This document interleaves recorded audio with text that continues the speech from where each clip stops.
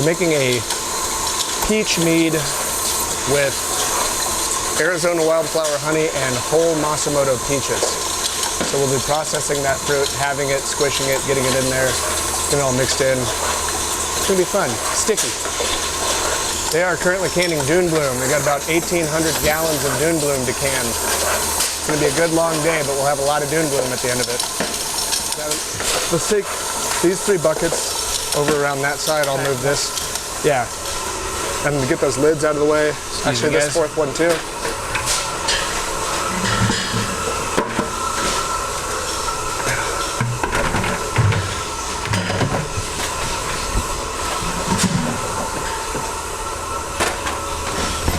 Smells like honey.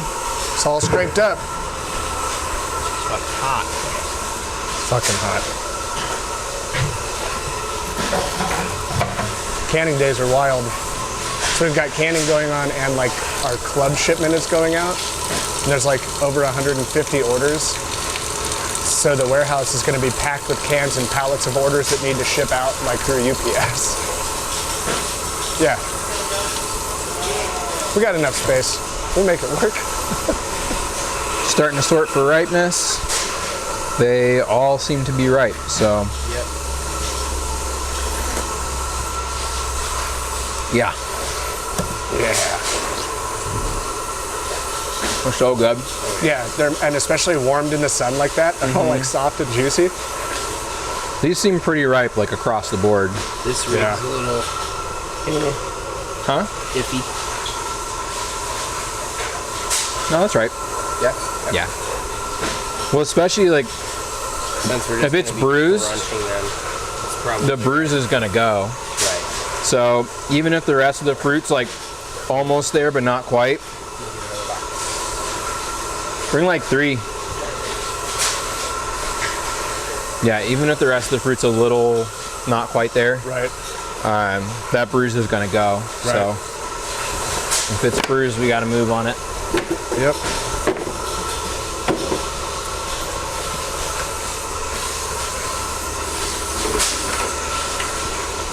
This guy? That's fine. God, they fucking smell so good. Huh? They smell so good. Yeah. I could smell them from the forklift when he opened the truck up. Yes. This is my first time processing whole fruit on kind of this kind of fruit on a scale like this. I've processed other fruit, like we processed lemons for war honey and stuff, but doing whole stone fruit and actually cutting it and yeah. I'm just rinsing these off. You know, get any dirt or anything like that off of them. And as soon as I'm done, I'm gonna go ahead and sanitize them. Try and kill off anything that might be living on them before we start taking the pits out and getting them a little crushed up to go into the mead. So let it sit in there for 30 seconds or so. Just kind of help keep everything sanitary. Make sure we don't have any infections in our mead.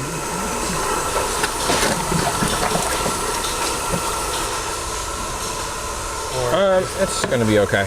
So, I should be wearing gloves, but pull them apart, squish them up over the bucket, best you can. Drop them in. I've got 3 buckets, so I prefer you guys do as much of this over a bucket as humanly possible. Okay. You can kind of just take the knife and go around. Right. Hold on, got some water in here. That's isopropyl. That way we catch all the juice. It's really what we're after. It's good. Oh, that's good. I isoed them, let them hang out for a minute. So it should be okay. All right, and I'm gonna take this. So with this fruit specifically, these are heirloom peaches, so you know we kind of get a list of what they're growing for this summer and the character of each, the acid profile, the flavor profile, and so we can kind of match up the exact fruit that we want with what we're trying to do with it. And so we want to do that with especially a project like this as opposed to like juice, because sometimes, especially with large scale stuff, you never know where it comes from. I mean, we get good stuff, but it's never quite the same. And the other thing that we want from the whole fruit is any kind of texture that it might add. So, you know, most fruit has tannin in it, and so we want to impart some of that into the finished product, and using the whole fruit is going to allow us to do so. Stone fruit tannins are kind of really silky and smooth, and so I'm hoping that that really comes through in this mead. We've never made this before. This is brand new. Like I was saying before, with this club kind of stuff, we get to just dream up whatever. So we get tasked with making something cool, and that's what we're doing. So I'm taking our sanitized peaches to my knife. It's kind of like pitting an avocado, right? You cut around the whole way.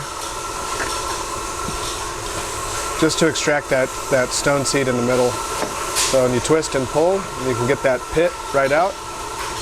You give them a nice gentle squeeze. You don't want to pulverize them per se, but you want to get some of the juice out. Nice gentle squeeze. There's your fruit. Into our bucket, and they'll all be added in. We've got, what, 400 pounds of these to do? All that's going into this must that we just made a little while ago here. Excited to see what this looks like going through the press, dude. I think the press is really going to be more of a big strainer than anything else. I think it'll just turn to mush. I was thinking about it, we can try it really lightly. Right. And see what comes out, but it's just gonna smush through. Yeah, it's just gonna turn to mush and go straight through. The nectarines were ready before the peaches, and we can't really just have fruit sitting around, so we just made the first half of the mead. This one's gonna be a little bit less with a little more peaches, want a little more peach flavor. Then it'll concentrate it in a smaller amount, so we'll blend that in and put them together before we put it in barrel. So that's finished and right over there. Yeah, so once we put it in barrel, we typically want to age it for at least 4 to 5 months, if not longer. And we'll kind of try it as it goes along and make sure that it's at the right point before we pull it out. And that's where the magic happens. And that's a big part of why we're doing so much fruit to fill 2 barrels, is to make sure that that character still comes through after it goes in the port barrel, picks up that flavor, after it has that time to mellow. We still want it to be nice and juicy on the other side. So we got a lot of fruit. Also, if we have a lot of fruit, I can eat more of it. And I'm a big fan of that. I ain't complaining. These things are so good. Yeah, they are. Part of what we look for when we kind of go through what's available with stone fruit is whether or not it's a clingstone or a freestone. So if you look at what they're doing here, the pit will pop out really easily and it comes out pretty clean. So like, you got that, there's not much flesh on it. These are semi-clingstones and they come out pretty easy. If it was a clingstone, you'd have to rip it out of there, it'd be covered in fruit. So it takes like 2 times as long to process the same amount. A lot of great fruit that has a clingstone in it, but we don't have a billion years. So we got something that doesn't. Makes life way easier. And especially if they're ripe enough, you can sometimes just crush them in your hand and do that, and you're just left with a pit. I'd get home in Redlands and like, before I went inside, I'd just sit down on my bench in my front yard and just like spray myself with the fucking hose. Right. My neighbor's like, what is wrong with this guy? I'm like, it's fucking hot. You're like, It's 110 degrees outside. Yeah. More around 200-degree water, like. Yeah, I've been on a I've been standing over boiling sweet liquid in like in 110 weather. Right? You're like, oh man. You know what I could go for? A nice hot cup of coffee. I I had coffee this morning and felt like a crazy person, but it was because I needed it. Iced tea, dude. I know. We need to start making sun tea. Oh, we should. With sun tea. With peaches. You just put the tea bags in like a big jug, like a big jar, and put it out in the sun for a few hours. We can do them with peaches too. Yeah. Oh, dude. Save some of these peaches and nectarines, we'll make sun tea. And freeze them. Freeze these so they act like ice cubes. Dang. Oh, whoa. Dude, you trying to get crazy? Next level iced tea maneuver, dude. Sammy. Dude, you are like breaking my heart but giving me motivation. That's so dope. Peach cubes. Peach cubes. But that's it, man. Nobody better have patented that. We got to get Mama out the ghetto somehow.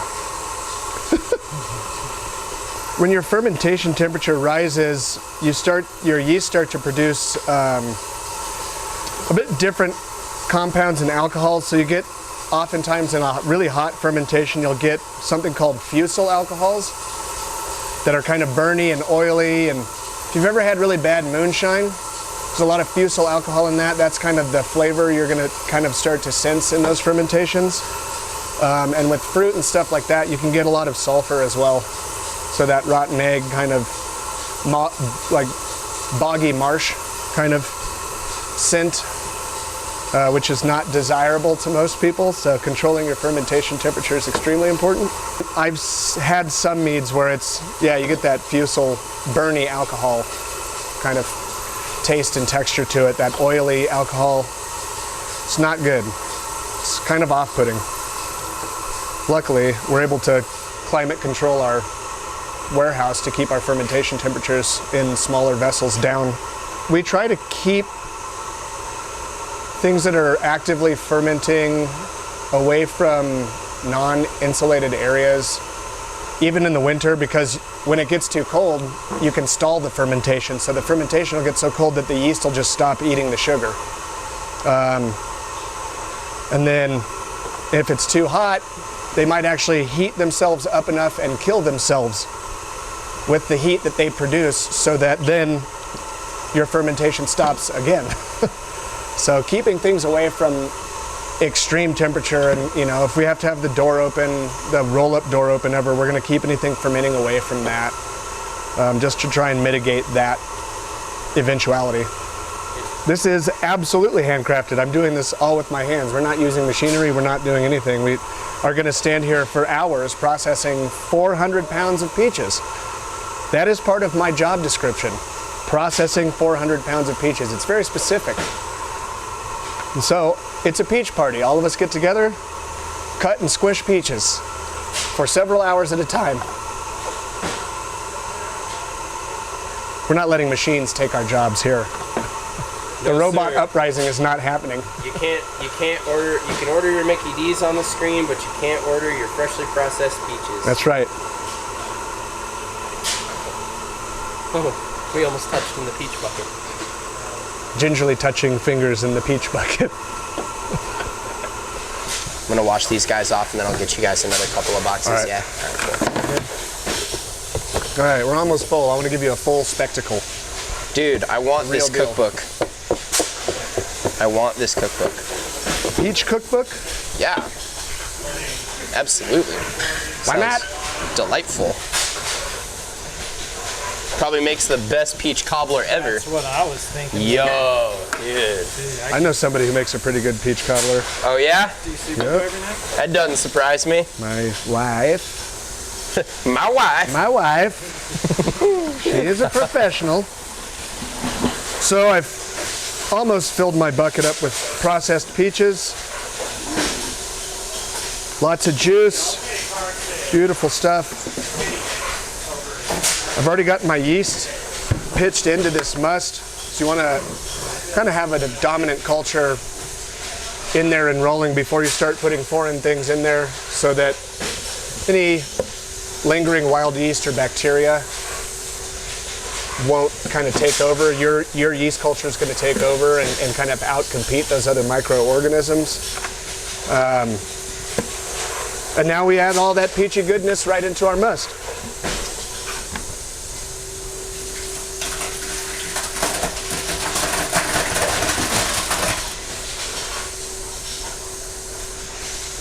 Voila. Only 380 more pounds to go. It's perfect.